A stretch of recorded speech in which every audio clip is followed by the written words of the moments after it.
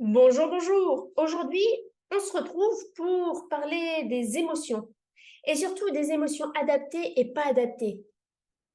C'est quoi cette affaire? Souvent, on dit, ah, moi j'aimerais ressentir ça ou pas ça, ou ah non, je devrais pas ressentir ça. Je ressens ça et pourtant, faudrait vraiment pas. Oh là là, quand je ressens ça, là, j'arrive plus à faire, je peux plus rien faire, je perds mes moyens. Ti, ti, ti, ti. Aujourd'hui, on va parler d'une émotion qui est adaptée. C'est quoi une émotion adaptée? On entend souvent dire que toutes les émotions sont bonnes à prendre. Alors oui, en effet, chaque émotion va revêtir des qualités, à la fois une intensité, elles vont parfois être agréables, désagréables, confortables, inconfortables. Dans tous les cas, l'émotion va véhiculer un message. Si l'émotion est agréable, si elle est confortable, alors elle indique qu'un besoin est nourri et rempli. Au contraire, si l'émotion est désagréable, inconfortable, alors cela indique qu'un besoin ou que des valeurs ne sont pas remplies. Par exemple, si aujourd'hui c'est mon anniversaire et que on a fait un bon repas, on a mangé quelque chose en plat de résistance et qu'il y a ensuite plusieurs gâteaux, un petit peu au chocolat, un petit peu d'autres, par exemple un flan coco et pour certains un peu de brownies et que en arrière-plan il y a de la musique, il y a les gens que j'aime autour de moi et qu'on s'amuse, qu'on fait quelques jeux, qu'on discute, qu'on se marre et que le repas s'allonge et que le soir on finit tous ensemble la soirée.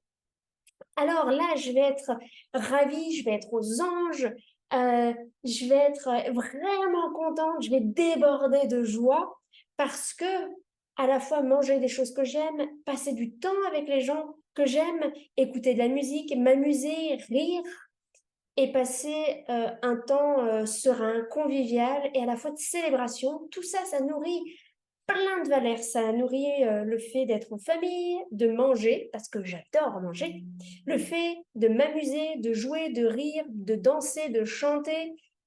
Et tout ça, j'aime faire. Et donc, je vais être d'autant plus heureuse que j'ai un nombre important de besoins ou que ces besoins vont être nourris de manière intense.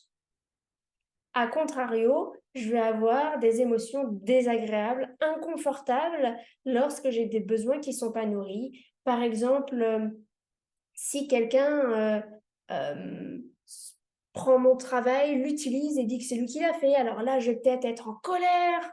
Ou si quelqu'un promet quelque chose et ne le fait pas, alors je vais peut-être me sentir désappointée, par exemple, parce que la confiance que j'avais mise, ou alors parce que la motivation ou l'effort, par exemple, que j'avais mis dans le projet, du coup, ça tombe à l'eau. Ça, c'est pour les émotions. C'est un petit récapitulatif pour dire que tout est bon à prendre et en même temps qu'on a des émotions qui sont parfois adaptées et parfois pas adaptées. Je fais un enterrement et là, si je me mets à exploser de rire et à commencer à danser youhou, et sortir mes gâteaux d'anniversaire, eh ben, c'est pas adapté. Et pourtant, je peux être hyper heureuse, mais c'est pas le lieu. Dit autrement, on va avoir en fait des émotions qui vont être adaptées à la localisation. Il y a certains contextes dans lesquels socialement, on n'est pas censé exprimer certaines émotions. Exemple, j'ai reçu une promotion de la part de mon chef et là, je commence à le serrer dans les bras et lui dire «Oh, trop bien, on va faire la fête ce soir!» Ben non, non, non, c'est pas tout à fait le lieu. Par contre, le soir, je rentre à la maison et là, je leur dis «Salut, je suis très contente, oh, je suis vraiment ravie de continuer à travailler avec vous et de pouvoir continuer à œuvrer ensemble pour développer nos projets de manière conjointe et les amener à une échelle bien plus développée que ce que nous avons fait jusqu'à présent. Je vais redoubler d'efforts pour que nous arrivions à développer notre chiffre d'affaires. Là non plus, ça va pas. Et le lendemain, je vais manger avec des copines. Et là, par contre, c'est le moment de manger, c'est le moment de m'amuser, c'est le moment de partager, de se taper des fous rires. C'est peut-être pas le moment de danser en plein milieu du resto. Nous avons donc, dans cet exemple, à la fois la localisation, socialement parlant, et on a aussi l'expression. C'est-à-dire que parmi ce que je peux ressentir, je vais exprimer des émotions différentes en fonction des personnes avec qui je suis. Et le lieu, les personnes vont donc conditionner la manière dont j'exprime mes émotions. Ensuite, comme je vous le disais en introduction, je peux utiliser mes émotions à la fois pour me donner de l'élan pour faire quelque chose ou au contraire me réfréner. Ce sont des indicateurs. Et de manière globale, toute émotion est un message à prendre en compte. Donc, je vais toutes les utiliser pour savoir et détricoter, comprendre ce qui se passe à l'intérieur de moi. Et enfin, je vais pouvoir faire de la prévention. Et ouais, je vais pouvoir faire de la prévention du risque. Je vais pouvoir prévenir plutôt que guérir.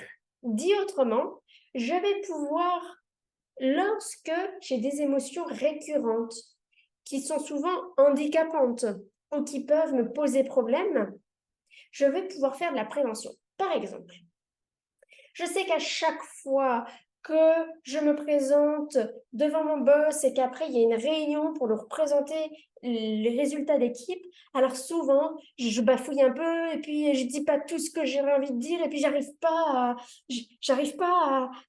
à présenter tous les résultats et donc du coup on n'a jamais l'augmentation au niveau de l'équipe. Enfin si, on a une augmentation, mais moi je sais qu'on pourrait avoir un peu plus et tout ça c'est parce que j'arrive pas à présenter vraiment, je suis pas détendue, hein.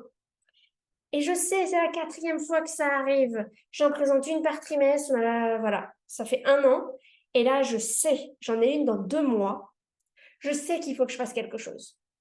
Et donc là, je vais pouvoir travailler, par exemple, mettre en place une technique d'ancrage, vous pouvez aller voir la vidéo, ou retravailler l'objectif, ou voilà, mettre en place d'autres techniques de manière à me mettre dans un autre état d'esprit, me mettre dans des conditions plus idéales pour arriver à cette réunion peut-être plus détendue ou plus sereine, plus confiante ou plus autre chose, plus de ce dont j'ai besoin. Muni de mon petit super pouvoir qui va être spécifique à chacun. Voilà, j'espère qu'après ça, vous allez kiffer vos émotions et garder en tête qu'une émotion est peu lue. C'est-à-dire qu'elle peut servir dans un but préventif. Elle va être exprimée de manière différente en fonction des personnes. Elle va être localisée, c'est-à-dire que je vais l'exprimer, la mentionner, l'utiliser de manière différente en fonction du contexte. Et enfin, je vais pouvoir l'utiliser pour me donner des informations. J'espère que ça va vous aider et je vous dis à la prochaine. Ciao, ciao!